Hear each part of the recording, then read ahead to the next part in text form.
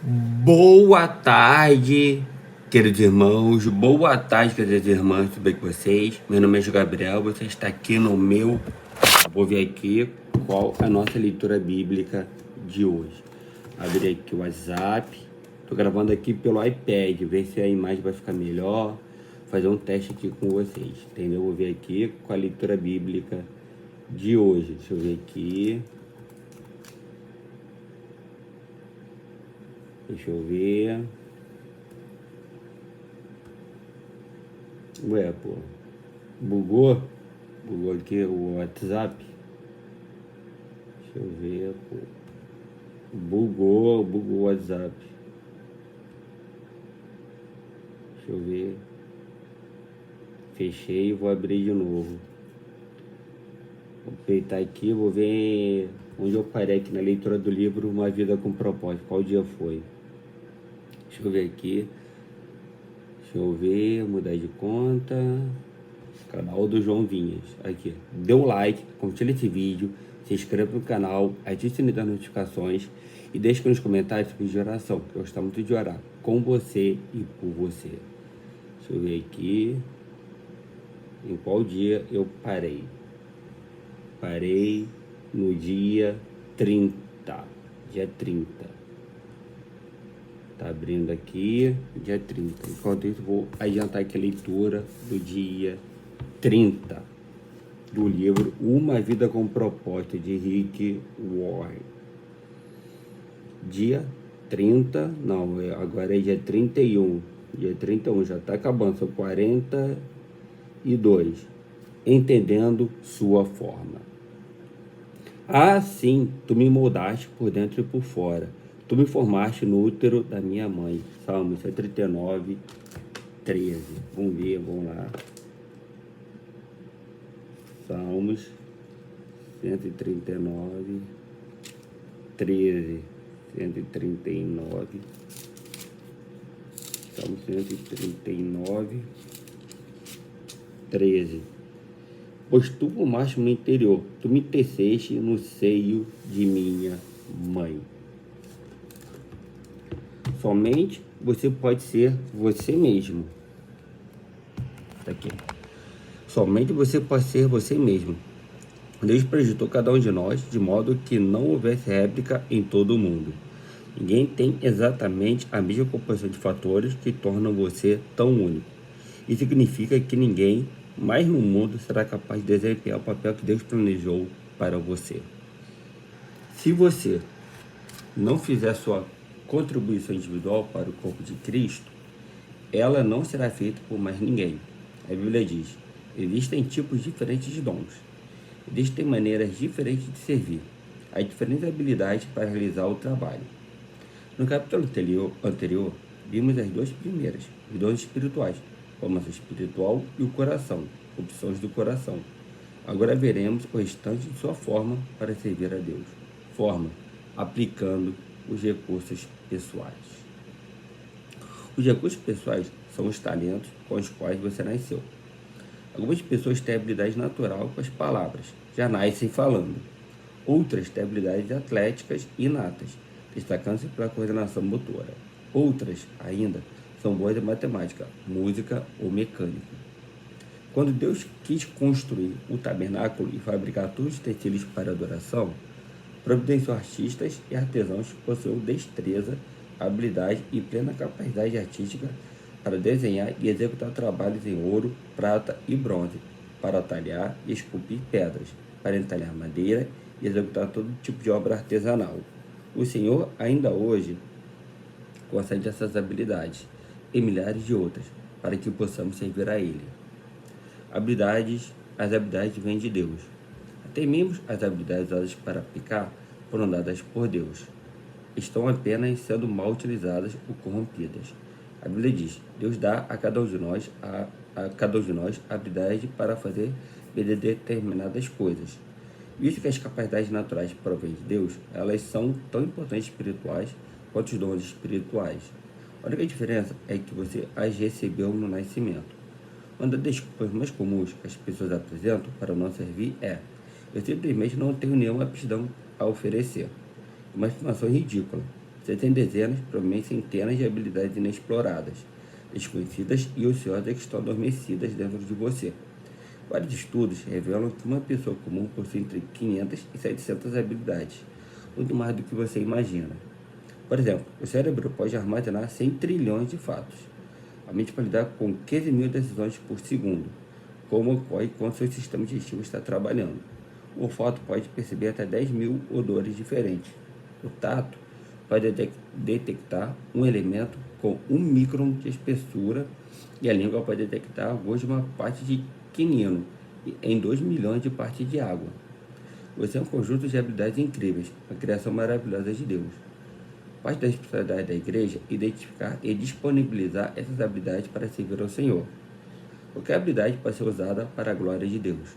Paulo orienta: assim, quer vocês comam, quer bebam, quer façam qualquer outra coisa, façam tudo para a glória de Deus. A Bíblia está cheia de exemplos de diferentes capacidades que o Senhor usou para a sua glória. Aqui estão apenas algumas delas: capacidade artística, capacidade arquitetônica, administração, culinária, construção de navios, produções doces, capacidade para debate, desenho, embalsamamento, bordado, escultura, agricultura, pesca, jardinagem, liderança, gerenciamento, trabalho em alvenaria, composição musical, produção de armas, trabalho com agulhas, pintura, plantio, filosofia, maquinarias, invenções, carpintaria, navegação, vendas, atividades militares, alfaiataria, ensino, literatura e poesia. A Bíblia diz: há diferentes habilidades para realizar o trabalho, mas é o mesmo Deus quem dá a cada um a habilidade para fazê-lo. O Senhor tem um lugar na igreja onde sua habilidade pode se distinguir e você pode fazer a diferença. Quer você achar esse lugar. Deus concede a algumas pessoas a habilidade de ganhar dinheiro, até isso os israelitas, mas lembre-se do Senhor, o seu Deus, pois é Ele que dá a vocês a capacidade de produzir riqueza. Pessoas com essa capacidade são boas em fazer prosperar os negócios, em fechar acordos ou vendas e em obter lucro. Se você possui habilidade para os negócios, deve usá-la para a glória de Deus. Como? Primeiro, compreenda que sua habilidade provém de Deus e dê todo o crédito a Ele. Segundo, use a sua empresa ou seu negócio para atender a necessidade de alguém e compartilhe sua fé com os que não creem. Terceiro, devolva ao menos o dízimo, 10% do lucro para Deus, como ato de adoração. Por fim, estabeleça para você mesmo a meta de ser um construtor do reino, não construtor de riquezas. Explicarei isso melhor no capítulo 34. Deus quer que eu faça aquilo que sou capaz de fazer. Você é a única pessoa neste mundo que pode empregar suas habilidades. Ninguém mais pode assumi-las, porque ninguém mais possui a constituição exclusiva que Deus lhe deu. A Bíblia diz que o Senhor supre você de tudo que é necessário para fazer a sua vontade e dele. Para descobrir a vontade de Deus para a sua vida, faça um autoexame minucioso para entender em que você é bom e identificar as áreas nas quais você não tem habilidade. Se Deus não lhe deu a capacidade de cantar bem, Ele não espera que você seja cantor de ópera. E jamais lhe pedirá que dedique sua vida a uma tarefa para a qual você não tem talento. No entanto, as habilidades que você efetivamente possui são fortes indícios do que o Senhor quer que você faça. São pistas para que você conheça a vontade de Deus para a sua vida. Se você for bom em projetar, recrutar, desenhar ou organizar, é seguro supor que os planos dele para a sua vida incluem tal habilidade de alguma forma. Deus não desperdiça a capacidade. Ele combina o nosso chamado com nossas habilidades. As habilidades não foram concedidas apenas para que você as empregasse em sua profissão. O Senhor as concedeu para que você exercesse o ministério. Pedro disse: Deus deu a cada um de vocês algumas capacidades especiais. Esteja certo de que as estão utilizando para se ajudarem mutuamente, transmitindo aos outros as muitas formas da graça de Deus. Deus quer que eu faça aquilo que sou capaz de fazer. Enquanto este livro estava sendo escrito, aproximadamente 7 mil pessoas usavam habilidades para o ministério na igreja Saddleback, suprindo todo tipo de serviço que você possa imaginar, concentrando carros serviços em doação para que sejam, por sua vez, doados aos que necessitam, encontrando os melhores negócios para as instituições da igreja, trabalhando com paisagismo, organizando arquivos, divulgando arte, elaborando programas, projetando prédios, fornecendo tratamento de saúde, preparando refeições, compondo músicas, ensinando música, escrevendo propostas de subvenções, treinando times, fazendo pesquisas para sermões ou trazendo-os e realizando centenas de outras tarefas que requerem especialização. Dizemos aos novos membros: Não importa no que você é bom, use essa habilidade a favor de sua igreja. Forma, usando seu modo de ser. Não nos damos conta de como cada um de nós é verdadeiramente único. As moléculas de DNA podem se reunir em um número infinito de formas. A possibilidade de você algum dia vir a encontrar exatamente igual a você é de 1 para 10, elevado a 2.400.000. Potência. Se você for escrever esse número com cada zero a espessura de uma polegada, será necessário uma tira de papel de 60.000 quilômetros. Para que você tenha ideia do que significa, alguns cientistas acreditam que o número de todas as partículas do universo não passa de 10, seguido de 76 zeros, muito menor que as possibilidades do seu DNA. Sua singularidade é um fato científico da vida. Quando Deus o fez, ele quebrou o molde. Nunca houve nem haverá alguém exatamente igual a você. É óbvio que Deus vai apreciar a diversidade, mas olhar em volta. E criou cada um de nós como uma combinação exclusiva de traços de personalidade. Deus fez os introvertidos e os extrovertidos. Deus fez as pessoas que gostam de rotina e as que gostam de diversificar. Fez os racionais e os emocionais. Algumas pessoas trabalham melhor em tarefas individuais, ao passo que outras têm melhor desempenho em equipe. A Bíblia diz: Deus age por intermédio de homens em maneiras diferentes, mas é o mesmo Deus que atinge seus propósitos mediante todos eles. A Bíblia apresenta provas suficientes de que Deus usa todo tipo de personalidade. Pedro era sanguíneo, Paulo era colérico, Jeremias era melancólico. Quando você vê as diferentes personalidades entre os dois discípulos, fica fácil ter a razão de alguns conflitos interpessoais. Não existe temperamento certo ou errado para o ministério. Todos os tipos de personalidade são necessários para equilibrar a igreja e dar-lhe sabor. O mundo seria um lugar muito chato se fôssemos a versão feijão com arroz. Felizmente, as pessoas apresentam muito mais variedades. Seu modo de ser, isto é, sua personalidade, influenciará de maneira direta a maneira de ligar em que você usa suas habilidades e seus dons espirituais. Por exemplo, duas pessoas podem ter o dom de evangelização, mas se uma introvertida e outra é extrovertida, esse dom será expressado de formas distintas. O marceneiro sabe que é mais fácil trabalhar no sentido das fibras da madeira que de modo perpendicular a elas. De igual maneira, quando você é forçado a atuar, de certo modo, fora das características de seu temperamento, terá sempre tensão e desconforto, e ainda se faz necessários cuidados extras de esforço e energia, sem falar que os melhores resultados não são atingidos. É por isso que imitar o ministério de alguém jamais produz resultados. Você não tem a personalidade da outra pessoa, além do mais, escolha você para ser você mesmo. Você pode aprender com o exemplo de alguém, mas deve filtrar o que aprende por meio de sua forma. Temos hoje muitos livros e ferramentas que podem ajudá-lo e compreender a sua personalidade, a fim de que você possa determinar como usá-la para Deus.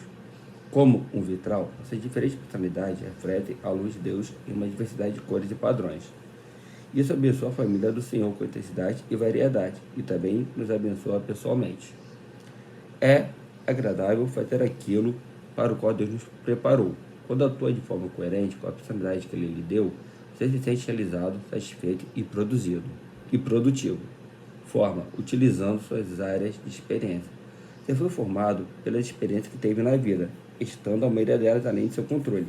A Deus permitiu que acontecessem para o propósito de sua formação. Ao determinar sua forma para servir a Deus, você deve examinar ao menos 6 tipos ou áreas de experiência de seu passado. Experiências familiares. O que você aprendeu vivendo com sua família? Experiências educacionais. Quais eram as matérias favoritas na escola? Experiências vocacionais. Em quais empregos você foi mais eficiente e mais gostou de trabalhar? Experiências espirituais. Qual foi a época mais relevante com Deus? Experiências ministeriais. Como você serviu a Deus no passado? Experiências dolorosas. Com quais problemas, mágoas, espinhos e provações você aprendeu? É a última categoria, experiências dolorosas, que Deus mais usa a fim de prepará-lo para o ministério. Deus jamais desperdiça uma dor. Na verdade, é muito provável que seu ministério mais significativo surja de sua dor mais significativa.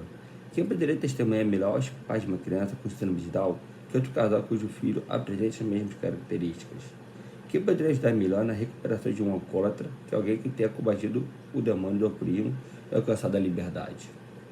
Quem poderia confortar melhor uma pessoa trocada por uma amante que uma mulher que tenha passado pela mesma agonia? É agradável fazer aquilo para o qual Deus nos preparou. Deus intencionalmente permite que você passe por experiências dolorosas, a fim de capacitá-lo a trabalhar com outras pessoas. A Bíblia diz: Ele nos conforta em todas as nossas aflições. de modo que podemos confortar os outros. Quando alguém estiver aflito, seremos capazes de lhe proporcionar o mesmo conforto que recebemos de Deus. Se você realmente deseja ser usado por Deus, deve entender uma verdade poderosa. As minhas experiências que lhe trouxeram mais arrependimento e ressentimento na vida, aquelas que você gostaria de esquecer, de esconder e esquecer, são as que Deus quer usar para ajudar os outros. Elas são o seu ministério. Para que Deus utilize suas experiências dolorosas, você deve, antes de tudo, desejar compartilhá-las. Você precisa parar de encobri-las e deve admitir honestamente as faltas, os fracassos e os temores. Ter isso, provavelmente, tornará seu ministério mais eficiente. As pessoas são sempre mais encorajadas quando lhes contamos que a graça de Deus nos ajudou no momento de fraqueza do que quando fazemos alarde de nossa força. Paulo compreendeu essa verdade, por isso era honesto sobre seus acessos de depressão. Ele admitiu: "Vocês devem saber, amados irmãos, que passamos por tempos difíceis na província da Ásia. Fomos realmente esmagados e oprimidos, a tal ponto que perdemos a esperança de conseguir sobreviver. Sentimos que estávamos condenados à morte e percebemos que éramos fracos demais para confiarmos em nós mesmos. Isso, porém, foi bom, porque assim nós colocamos tudo nas mãos de Deus, o único que ressuscita os mortos. E Ele nos livrou e nos salvou de uma morte terrível. Sim, nele temos colocado nossa esperança e esperamos que Ele continuará a livrar-nos. Para que Deus utilize essa experiência dolorosa, deve, antes de tudo, desejar compartilhá-las." Se Paulo tivesse mantido segredo nesse momento de dúvida e depressão, milhões de pessoas jamais haveriam se beneficiado dela. Somente experiências compartilhadas podem beneficiar os demais. Aldous Huxley disse: "Experiência não é o que acontece com você, é o que você faz com o que acontece com você." O que você fará com essas experiências? Não desperdice a dor, use-as para ajudar outros. Após analisar as 5 vias que Deus utiliza a fim de moldá-lo para o ministério, espero que você chegue a um profundo reconhecimento da soberania de Deus e obter uma ideia clara de como Ele o preparou para o propósito de servir-lhe. Utilizar a sua forma é o segredo tanto da frutificação quanto da realização no ministério. Você será realmente eficiente quando utilizar seus dons espirituais e suas habilidades na área de interesse de seu coração, de modo que obtenha a melhor expressão de sua personalidade e de suas experiências. Quanto mais adequada a combinação, mais bem-sucedido você será. Dia 31. Pensando sobre o meu propósito de vida. Tempo para reflexão. Ninguém mais pode ser eu. Versículo para memorizar. Deus deu a cada um de vocês de algumas capacidades especiais. Tenho certeza de que eles estão utilizando para se ajudarem mutuamente, transmitindo aos outros as muitas formas da graça de Deus. Pergunta para meditar: que capacidade dada por Deus o experiência pessoal posso oferecer à minha igreja? Hoje eu aqui a leitura do dia 31 do livro Uma Vida com Propósitos, de Rick Warren. Questão foi entendendo sua forma. Vamos ver aqui qual é o texto de hoje. Acho que hoje a gente inicia o livro de Gênesis. E aqui, tá? Vou botar aqui. Tinha dado uma bugada no meu WhatsApp web. Deixa eu ver, Vivian. Deixa eu ver. Gênesis 1 e 2. Gênesis 1 e 2. Trazer para cá o iPad. Aqui. Gênesis 1 e 2. Vamos falar sobre a criação de Deus. Gênesis 1 e 2. Aqui. Bíblia do Centenário. Aqui. Tá? Versão árabe. Primeiro livro de Moisés, chamado Gênesis, capítulo 1. No princípio criou Deus os céus e a terra. A terra, porém, estava sem forma e vazia. Havia trevas sobre a face do abismo. O Espírito de Deus pairava por sobre as águas. Disse Deus: haja luz, e houve luz. E viu Deus que a luz era boa, e fez separação entre a luz e as trevas. Chamou Deus a luz dia, e as trevas noite. Houve tarde e manhã o primeiro dia. E disse Deus: haja firmamento no meio das águas, e separação entre águas e águas. Fez, pois, Deus o firmamento e separação entre as águas debaixo do firmamento e as águas sobre o firmamento.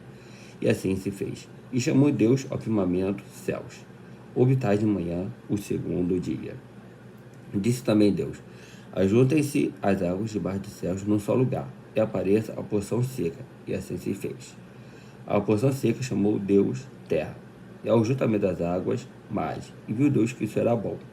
E disse: produz a terra relva, ervas que deem semente, e árvores frutíferas que deem fruto segundo a sua espécie, cuja semente esteja nele, sobre a terra. E assim se fez.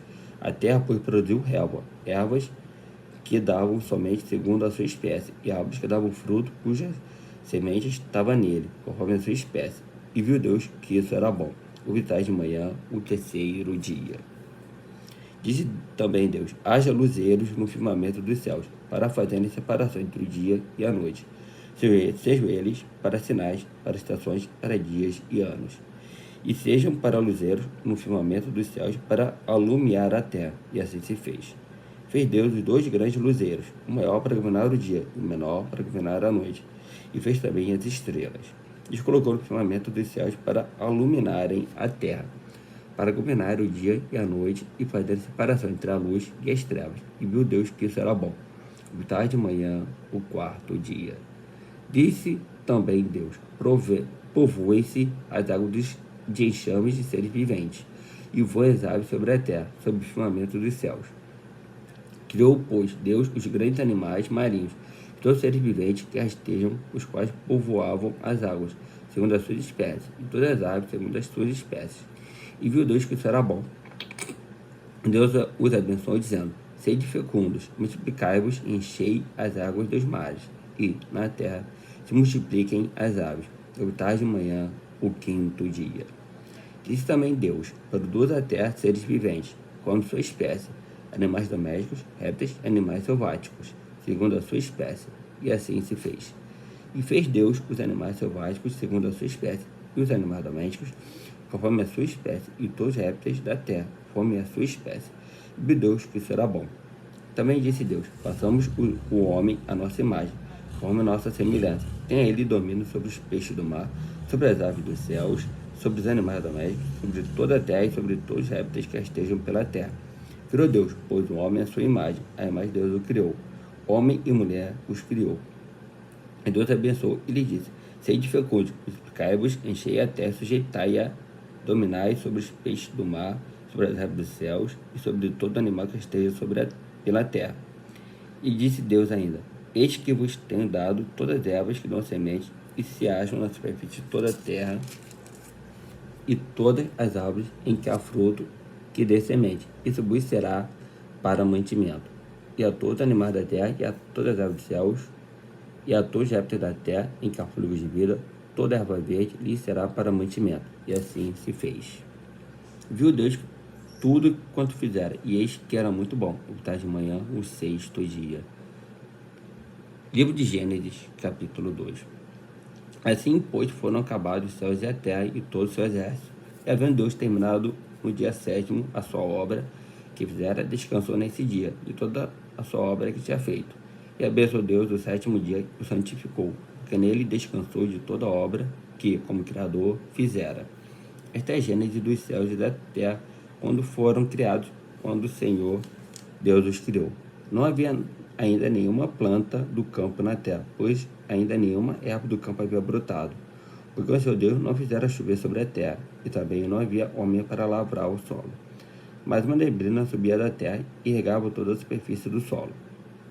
Então formou o Senhor Deus ao homem do pó da terra, e lhe soprou nas narinas o fôlego de vida. O homem passou a ser alma vivente. E plantou o Senhor Deus um jardim no Éden, na direção do Oriente, e pôs nele o homem que havia formado. Do solo fez o Senhor Deus brotar toda sorte de árvores, agradáveis à vista e boas para alimento. Também a árvore da vida no meio do jardim e a árvore do conhecimento do bem e do mal. E saía um rio do Éden para regar o jardim, dali se dividia, repartindo-se em 4 braços. O primeiro chama-se Pison, é o que rodeia a terra de Havilá, onde há ouro. O ouro dessa terra é bom. Também se encontra lá o bidélio e a pedra de ônix. O segundo rio chama-se Gion, é o que circunda a terra de Cuxi. O terceiro rio é Tigre, é o que corre pelo oriente da Assíria. E o quarto é o Eufrates. Tomou, pois, o Senhor Deus ao homem e o colocou no jardim do Éden para cultivar e o guardar. E o Senhor Deus lhe deu esta ordem: de toda árvore do jardim comerás livremente, mas da árvore do conhecimento do bem e do mal não comerás, porque no dia em que dela comeres, certamente morrerás. Disse mais o Senhor Deus: não é bom que o homem esteja só. far-lhe-ei uma auxiliadora que lhe seja idônea. Havendo, pois, o Senhor Deus formado da terra todos os animais do campo e todas as aves dos céus, trouxe-os ao homem para ver como este lhes chamaria. E o nome que o homem desse a todos os seres viventes, e seria o nome deles. Deu o homem a todos os animais domésticos, às aves dos céus e a todos os animais selváticos. Para o homem, todavia, não se achava uma auxiliadora que lhe fosse idônea. Então o Senhor Deus fez cair pesado sono sobre o homem, e este adormeceu. Tomou uma de suas costelas e fechou o lugar com carne. E a costela que o Senhor Deus tomara ao homem, transformou-a numa mulher e lhe a trouxe. E disse o homem: esta, afinal, é osso dos meus ossos e carne de minha carne. Chamar-se-á varoa, porquanto do varão foi tomada. Por isso, deixa um homem pai e mãe, e se une a sua mulher, tornando-se os dois uma só carne. Ora, um e outro, o homem e sua mulher, estavam nus e não se envergonhavam. Senhor Deus Pai, desde mais de bênçãos nos 10, eu quero que de ti, todas as pessoas que vão ver esse vídeo gravado aqui no YouTube, que essa é a palavra para gerar fruto nos nossos corações, Senhor. Tendo abençoado, proteger de todo mal, Senhor. Esteja com a Unijovem da Piba, Senhor, que escolheu como tema anual pertencer, que nós possamos cada vez mais pertencer a Ti, Senhor. Esteja com toda a liderança da juventude, a diretoria, todos que fazem parte da Unijovem. Esteja também com o pessoal lá da Escola da Vida, que mais uma semana exerce um papel fundamental lá no 7253, lá no Guimarães Rosa, que é aquela palavra que foi plantada para gerar fruto na mente e no coração daqueles adolescentes, daqueles jovens. E com aquelas pessoas que entraram aqui no grupo, que deram o seu número, que o Senhor esteja as usando para que eles possam estar levando a sua palavra, a tua luz, até aquela escola, Senhor. Pede isso nós, Jesus. Amém. Dê o like, compartilhe esse vídeo, se inscreva no canal, ative o sininho das notificações, deixe aqui nos comentários de oração, que eu gostava muito de orar com você e por você. Valeu, até a próxima. Tchau, tchau!